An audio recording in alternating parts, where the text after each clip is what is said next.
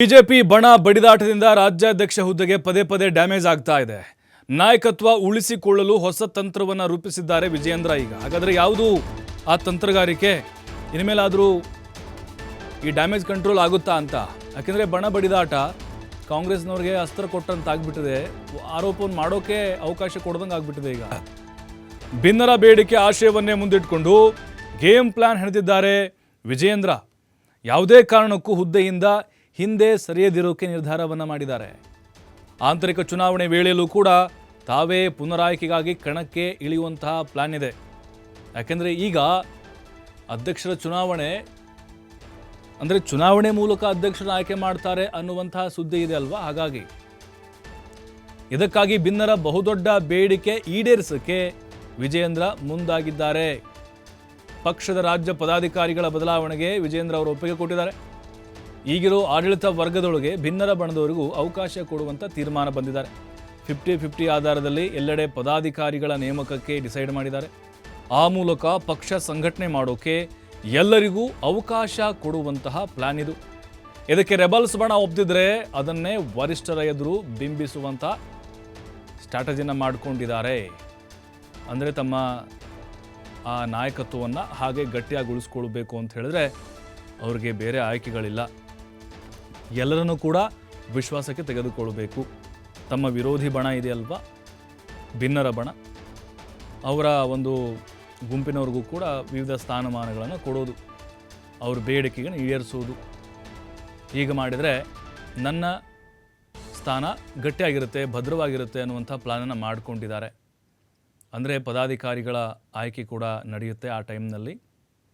ಈಗ 50-50 ಆಧಾರದಲ್ಲಿ ಇವ್ರ ಬಣದವ್ರಿಗಿಷ್ಟು, ಅವ್ರ ಬಣದವ್ರಿಗೆ 50, ನಮ್ಮ ಬಣದವ್ರಿಗೆ 50 ಅನ್ನುವಂಥ ಲೆಕ್ಕಾಚಾರವನ್ನು ಹಾಕ್ಕೊಂಡಿದ್ದಾರಂತೆ. ಈಗ ಈ ಬಣ ಬಡಿದಾಟದಿಂದ ಯತ್ನಾಳ್ ಅವ್ರಿಗೆ ಅದು ಡ್ಯಾಮೇಜು ಆರಂಭದಿಂದಲೂ ಕೂಡ ಅವ್ರಿಗೆ ಅದು ಡ್ಯಾಮೇಜು ಅದೆಲ್ಲ ತಲೆ ಕೆಡಿಸ್ಕೊಳ್ತಿಲ್ಲ ಅವರು. ಈಗ ರಾಜ್ಯಾಧ್ಯಕ್ಷರಾಗಿರೋದ್ರಿಂದಾಗಿ ಇವ್ರಿಗೆ ಸವಾಲುಗಳು ಇದ್ದಾವೆ. ಹಾಗಾಗಿ ಅದನ್ನು ನಾನೇ ನಿವಾರಣೆ ಮಾಡಬೇಕು, ಅದಕ್ಕೇನಾದರೂ ಒಂದು ಸೂತ್ರ ಹೆಣಿಬೇಕು ಅಂತ ಈ ರೀತಿ ಪ್ಲ್ಯಾನನ್ನು ಕಂಡುಕೊಂಡಿದ್ದಾರೆ.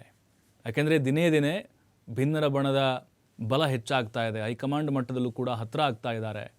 ಜೊತೆಗೆ ರಾಜ್ಯದಲ್ಲೂ ಕೂಡ ಇತ್ತೀಚೆಗೆ ಆ್ಯಕ್ಟಿವ್ ಆಗಿ ಓಡಾಟ ನಡೆಸುವಂಥ ಪ್ಲಾನನ್ನು ಮಾಡಿಕೊಂಡಿದ್ದಾರೆ. ಮುಂದೊಂದಿನ ಇದೆಲ್ಲವೂ ಕೂಡ ನನ್ನ ಸ್ಥಾನಕ್ಕೆ ಚ್ಯುತಿ ತರಬಹುದು, ಅಲುಗಾಡ್ಬೋದು ನನ್ನ ಸೀಟು ಅನ್ನುವಂಥ ಕಾರಣಕ್ಕೆ ವಿಜಯೇಂದ್ರ ಅವರು ಈಗ ಈ ರೀತಿ ಕಾರ್ಯತಂತ್ರವನ್ನು ಹೆಣೆದಿದ್ದಾರಂತೆ. ಅಂದರೆ ತಮ್ಮ ವಿರೋಧಿ ಪಾಳ್ಯದವ್ರಿಗೂ ಕೂಡ ಉತ್ತಮವಾದಂಥ ಅವಕಾಶಗಳನ್ನು ಕೊಡೋದು, ಹೊಸ ಸ್ಥಾನಗಳೇನಿದ್ದಾವೆ ಮತ್ತು ಈಗ ಇರುವಂಥವ್ರು ಏನಿದ್ದಾರೆ ಅವರ ಸ್ಥಾನಕ್ಕೆ ಅವರ ವಿರೋಧಿ ಪಾಳ್ಯವನ್ನು ನೇಮಕ ಮಾಡೋದು. ಅವರು ಬರಲಿ ಬಿಡಲಿ.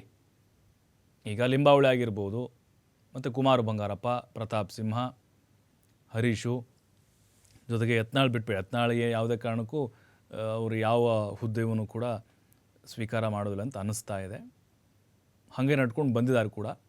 ಇನ್ನುಳಿದಂಥವ್ರಿಗೆ ಅವಕಾಶಗಳನ್ನು ಕೇಳೋದು, ಅವರಿಲ್ಲ ನನಗೆ ಬೇಡ ಅಂತ ಹೇಳಿದಾಗ ಅದೇ ವಿಚಾರವನ್ನು ಹೈಕಮಾಂಡ್ ಮುಂದೆ ಇಡೋದು. ನೋಡಿ, ಅವರಿಗೆ ಅವಕಾಶವನ್ನು ಕೊಡ್ತೀವಿ ಪಕ್ಷದಲ್ಲಿ ಸ್ಥಾನಮಾನ ಅಂತಂದರೂ ಅವರು ಮುಂದೆ ಬರ್ತಾ ಇಲ್ಲ, ನಾನು ಇಕ್ಕಟ್ಟಿನಲ್ಲಿ ಸಿಕ್ಕಾಕೊಂಡಿದ್ದೀನಿ ಅಂದರೆ ಒಂದು ರೀತಿ ಸಿಂಪತಿ ಕ್ರಿಯೇಟ್ ಮಾಡೋದು ಬೇಕು ಅಂತಲೇ ಮಾಡ್ತಾ ಇದ್ದಾರೆ ವಿಜಯೇಂದ್ರ ವಿರುದ್ಧ. ಈ ರೀತಿ ಅವಕಾಶಗಳನ್ನು ಕೊಡುವಂತಹ ನಿರ್ಧಾರ ವಿಜಯೇಂದ್ರ ಅವರು ಮಾಡಿದ್ದಾರೆ. ಅವರ ಬೇಡಿಕೆ ಏನಿದೆಯೋ ಈಗ ನೋಡಿ, ಬಹುತೇಕವಾಗಿ ವಿಜಯೇಂದ್ರ ಅವರ ಸುತ್ತಮುತ್ತಲಿರುವಂಥವರು ಅವರ ಆಪ್ತರಿಗೆ ಎಲ್ಲ ಸ್ಥಾನಮಾನಗಳನ್ನು ಕೊಟ್ಟಿದ್ದಾರೆ ಅನ್ನುವಂಥ ಆರೋಪ ಭಿನ್ನರ ಬಣದ್ದಾಗಿದೆ.